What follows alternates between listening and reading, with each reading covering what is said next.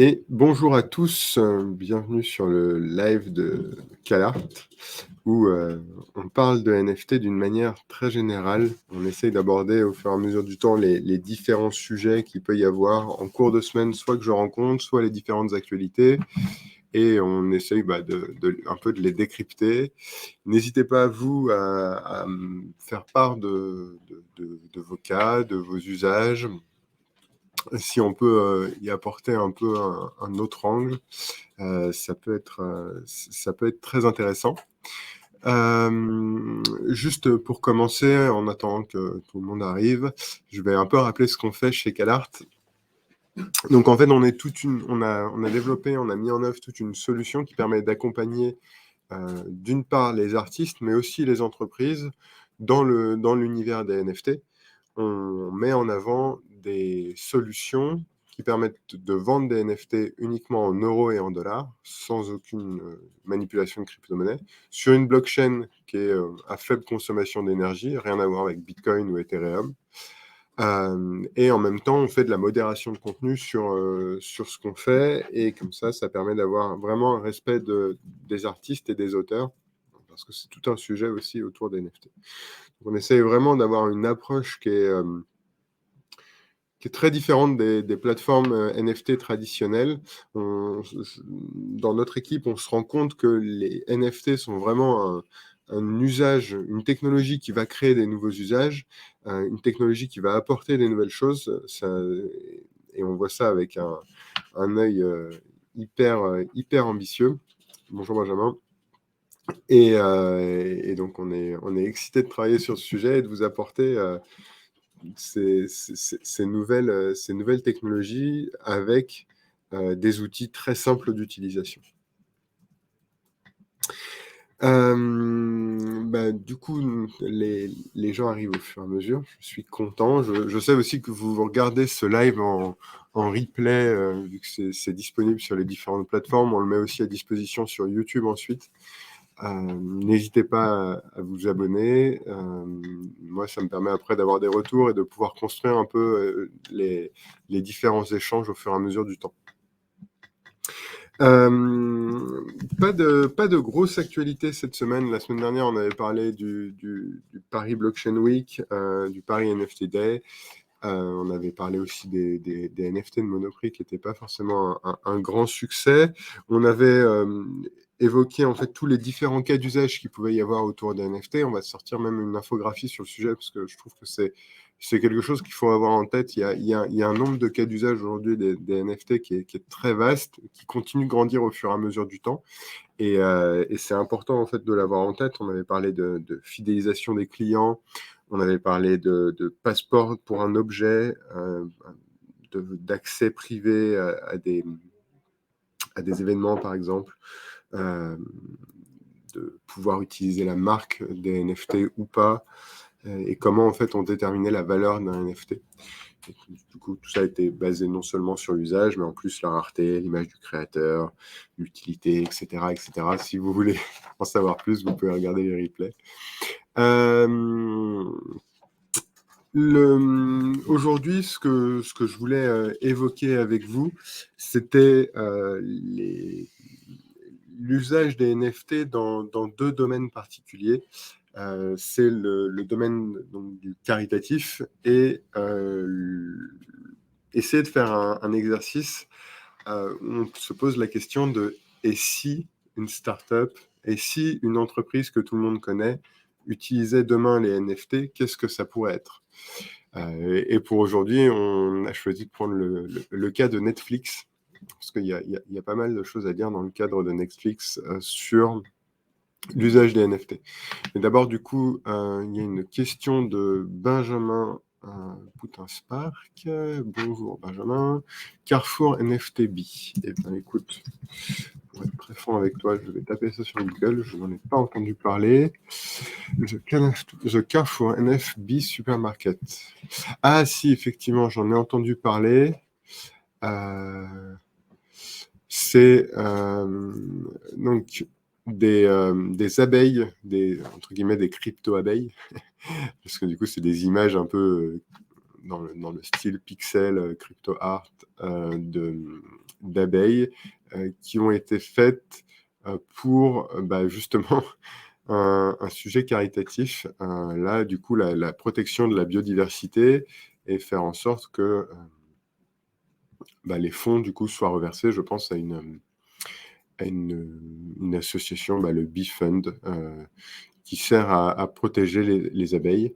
Ils ont lancé leur Discord le 6 avril. Ils ont révélé certaines abeilles, dès à présent. Je vais vous envoyer le lien, du coup, sur le chat. Mais bon, enfin, si vous cherchez sur Google, vous allez le trouver très facilement. Et ça démarre dans Sandbox Alpha prochainement. C'est un peu le point. Il y a beaucoup de choses qui démarrent prochainement, parce que, y compris dans tous ces sujets de métaverse, rien n'est très simple, rien n'est très clair. Tout est en train de se construire.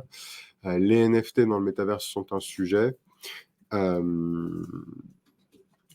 Mais un sujet en cours de construction, donc même à quoi serviront ces avatars? Est-ce que ce sera des avatars? Comment est-ce qu'ils serviront? Je ne sais pas, la landing page ne le dit pas forcément. En revanche, par contre, ce qu'on peut voir, c'est que le sujet NFT est pris à cœur par Carrefour, parce que l'adresse, c'est comme nft.carrefour.com/nfb. Donc, on peut se dire qu'il y a probablement d'autres projets qui vont être faits par Carrefour autour des NFT. Mais je trouve que merci Benjamin, parce que du coup, tu me donnes un peu une bonne occasion de parler du caritatif. Je trouve que c'est une excellente idée ce que fait Carrefour. C'est-à-dire qu'ils utilisent leur image de marque, qui est très forte, qui est internationale, et ils vont communiquer sur un sujet qui touche tout le monde, à savoir les abeilles, et utiliser les NFT pour lever des fonds sur le sujet des abeilles. Et c'est quelque chose qui marche vraiment bien. Il y a beaucoup de cas d'usage autour de ça. Il y a eu ce week-end 25 000 NFT qui ont été faits pour l'Ukraine par, je crois, un collectif de la French Tech.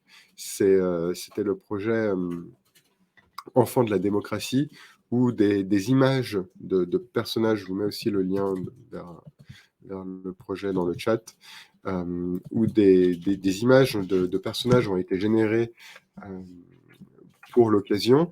Et en fait, du coup, on en vient à faire des NFT qui n'ont pas fondamentalement une valeur intrinsèque très élevée. C'est pas vraiment le sujet.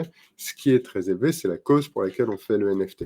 Et du coup, j'aime bien prendre l'exemple de la Croix-Rouge. Quand tous les week-ends, enfin pas tous les week-ends justement, mais quand la Croix-Rouge organise ses week-ends de dons, ils mobilisent des bénévoles au feu rouge, et ils nous disent: est-ce que vous voulez un petit autocollant de la Croix-Rouge? Ça montrera que vous avez donné de l'argent à la Croix-Rouge, et puis on colle un petit autocollant sur la voiture, sur le sac, etc., etc.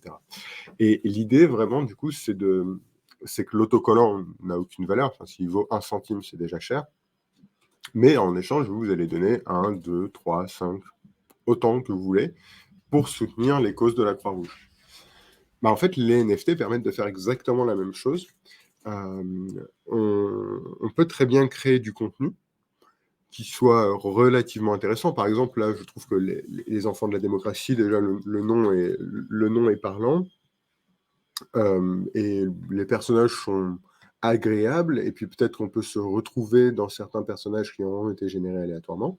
Mais derrière, surtout, ce qui intéresse, c'est pas tant d'avoir le personnage, c'est d'avoir cette capacité à soutenir l'Ukraine, et utiliser du coup, au travers de ce personnage, le soutien à l'Ukraine. Et ça, je trouve ça vraiment intéressant, parce que, par exemple, si on devait revenir à l'exemple de la Croix-Rouge, imprimer 25 000 stickers et faire la logistique pour aller les coller, c'est un travail incroyable. Enfin, réunir l'argent, le sécuriser, vraiment, c'est quand même quelque chose qui est extrêmement complexe. Et là, à mon avis, ce projet, en quelques semaines, a pu être fait, alors qu'on parle quand même de 25 000 images. Mais grâce à la technologie, c'est pas si compliqué de générer 25 000 images différentes. Et en même temps, ça fait exactement le même travail. Donc, pour un coût de logistique, de mise en œuvre, de projet qui est beaucoup plus simple parce qu'il n'y a même pas besoin d'avoir des bénévoles sur le terrain, on arrive à faire des levées de fonds incroyables. Et ce que fait Carrefour, en l'occurrence, c'est aussi pour moi un très bon exemple parce que en fait, ils utilisent leur image, ils utilisent leur réseau. Donc, c'est bon pour eux d'une certaine manière parce que ça les met en avant, mais c'est aussi bon pour la cause puisque les abeilles, on sait tous que c'est un insecte qui est très important pour polliniser et faire en sorte que du coup, il y ait des fruits, etc., etc. Et ils jouent beaucoup là-dessus. Enfin, leur landing page est très clair. No bees, no fruit and vegetables. Ok, on rentre pas dans le. On y va direct. Hein. On n'est pas dans quelque chose qui est très rassurant, mais c'est pas grave. Le but, au contraire, c'est de donner de l'argent. Et là, pour l'instant, le projet est encore visiblement très jeune, parce qu'on peut aller que sur leur Discord. Je ne sais pas quelle communauté ils vont réussir à assembler autour de cette cause. Sans doute une communauté plutôt sandbox. Mais pourquoi pas je pense que ça peut être très intéressant. Il y aura pour moi toujours l'histoire de est-ce qu'on paye en euros ou est-ce qu'on paye en crypto. Ça change complètement aussi la phase, le nombre de personnes à qui on parle. Parce que si demain, par exemple, la Croix-Rouge continuait à démarcher avec ses petits stickers, mais disait payez-nous uniquement en crypto, je vous assure que la Croix-Rouge toucherait beaucoup moins d'argent et collecterait beaucoup moins de fonds en euros. Donc, pour moi, il y a un vrai sujet sur ces opérations caritatives et c'est là où, avec CalArt, on a des solutions à apporter. C'est qu'en permettant de faire les paiements en euros, on permet en fait vraiment à n'importe qui de venir soutenir la cause et c'est beaucoup plus simple. Voilà, merci Benjamin pour cet exemple. D'ailleurs, je vous invite à aller voir le travail de Benjamin qui est magnifique. C'est un brillant artiste. Les NFT dans le caritatif, je pense que c'est un grand avenir parce que ça remplace, et même d'ailleurs, j'en ai pas parlé, mais ça diminue aussi l'empreinte carbone, mine de rien. On parlera toujours de les blockchains consomment de l'énergie, certainement. En tout cas, il y a un débat. Chez CalArt, on a choisi une blockchain qui fonctionne sur une autre méthode de consensus qui consomme vraiment pas beaucoup d'énergie.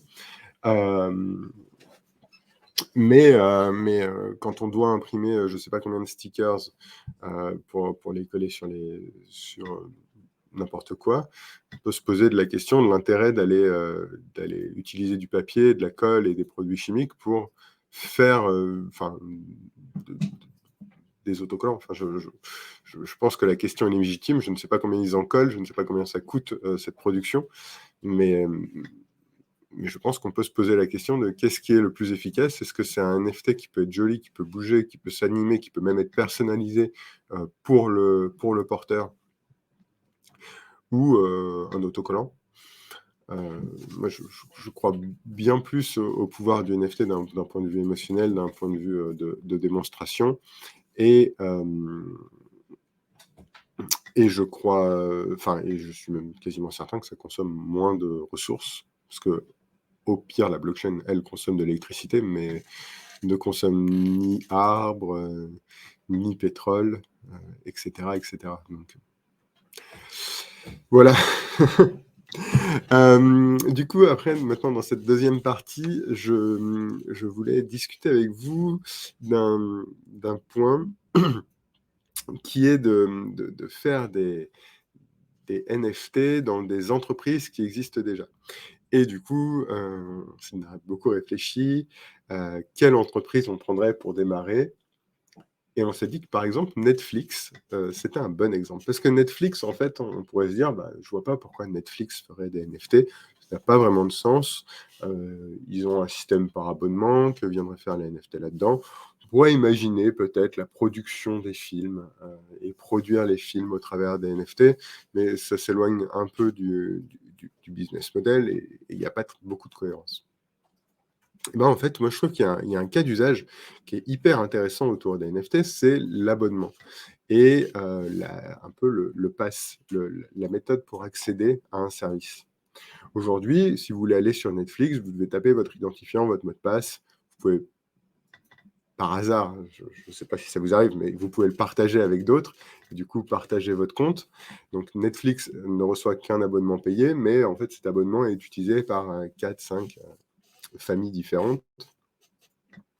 Et du coup, c'est potentiellement moins de revenus pour Netflix.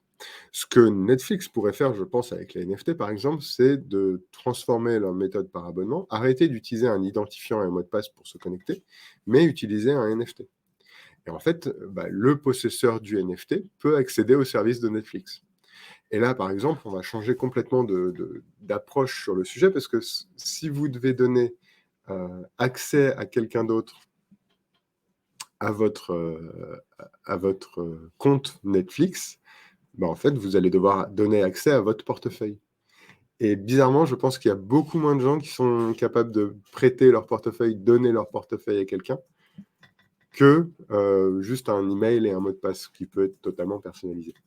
Et donc, du coup, pour Netflix, ce serait très avantageux d'avoir un fonctionnement basé sur les NFT, parce qu'ils sauraient que les NFT étant dans un portefeuille, qu'en général, la plupart des gens ne prêtent pas leur portefeuille, en fait, ils sécuriseraient beaucoup plus l'accès à leurs services. Et ça ne serait pas fondamentalement très différent du fonctionnement actuel. Vous iriez sur leur site, vous choisiriez un abonnement, et en fait, en échange de cet abonnement, en échange du service payé, ils émettraient un NFT, et cet NFT serait une clé d'accès, en fait, comme quand vous allez à l'hôtel.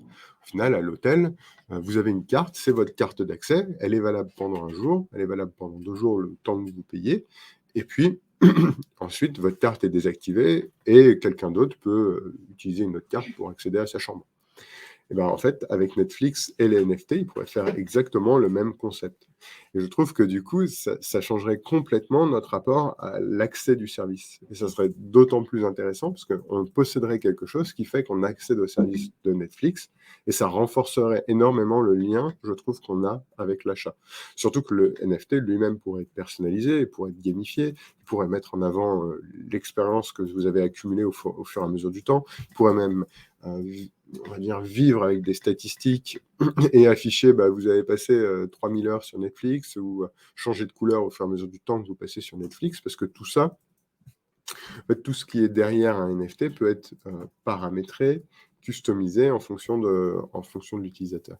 Et puis, vous pouvez réémettre des NFT tous les jours, tous les mois, toutes les semaines. Après, à voir, je pense, dans les détails techniques, comment ça peut se passer. Mais il y a énormément de choses qui peuvent être mises en œuvre autour de ça. Et je trouve que c'est en fait une facette qu'on ne voit pas beaucoup encore, parce que je pense que les usages ne sont pas assez forts. Il n'y a pas encore suffisamment de personnes qui ont un wallet et qui ont des NFT. Mais quelqu'un comme Netflix, une entreprise comme Netflix, pourrait très bien imposer ça. Et en fait, a largement suffisamment de pouvoir de faire qu'ils auraient la possibilité de dire, écoutez, maintenant, pour pouvoir accéder à Netflix, il faut avoir un wallet et un NFT sur ce wallet. Ne vous inquiétez pas, c'est très simple.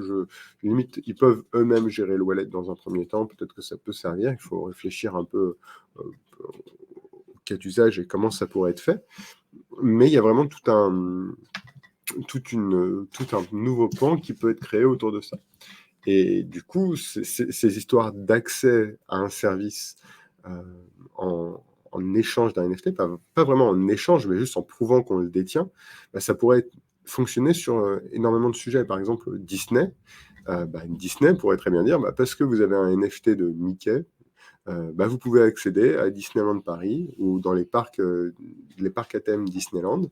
Vous pouvez accéder à Disney+, et en fait, du coup, le NFT devient un élément à part entière d'appartenance à toute la communauté dans son ensemble. On voit ça aussi d'ailleurs avec NBA Top Shot déjà.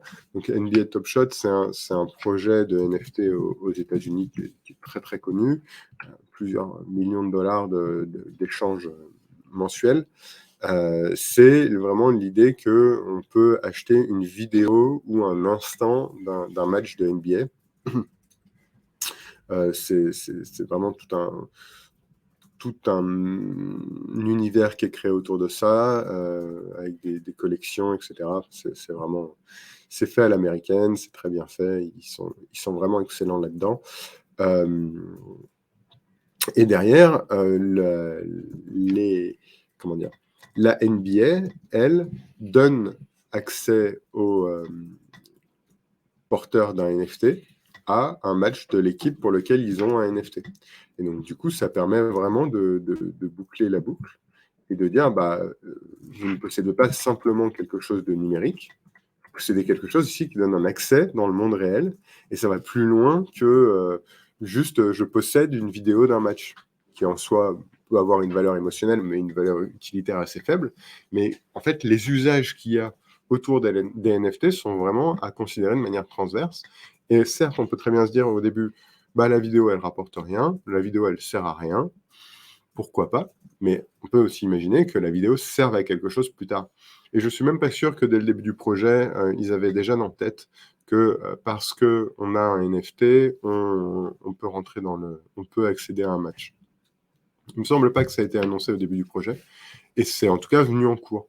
Et c'est complètement cohérent parce que, comme je le répète quasiment toutes les semaines, vraiment il faut voir les NFT sur la durée et se dire qu'en fait on peut émettre quelque chose à un instant T, pas forcément lui trouver une valeur utilitaire à ce moment-là, mais au cours de la vie du projet, créer la valeur utilitaire et petit à petit, en fait, fidéliser de plus en plus sa communauté grâce à ses apports utilitaires.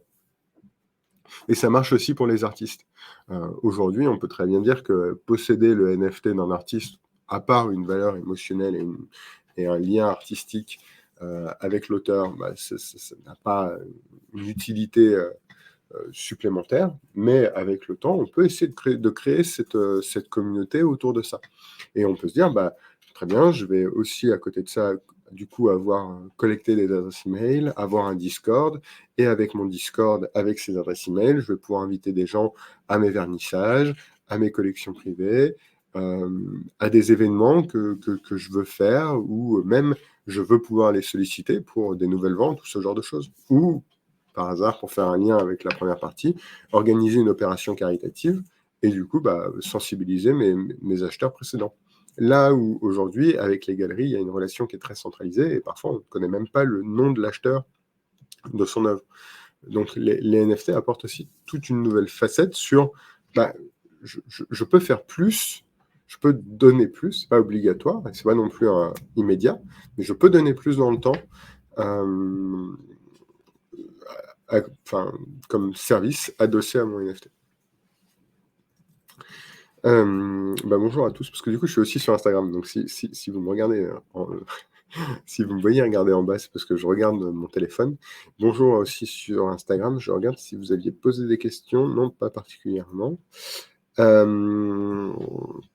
J'ai pas spécialement de questions dans le chat, à part ce que tu mentionnais, Benjamin.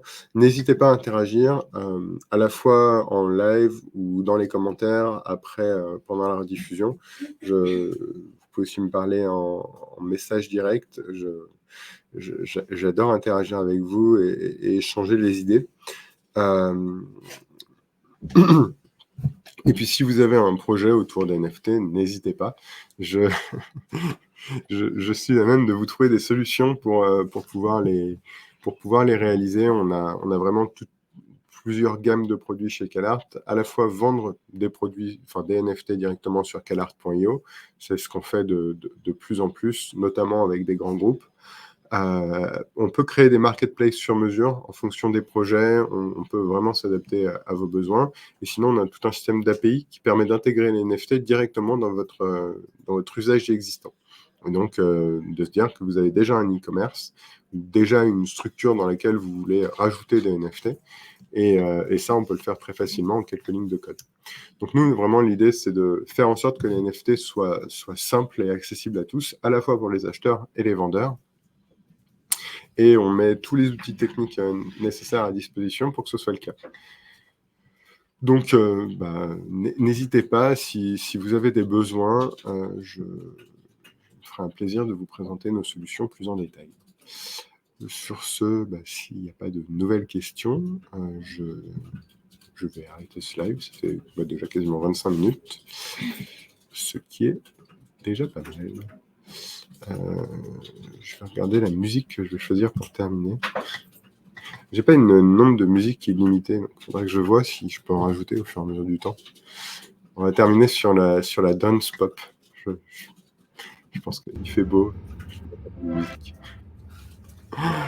Je vous souhaite une bonne journée à tous, une bonne soirée si vous me regardez la nuit, et puis à mercredi prochain. Au revoir.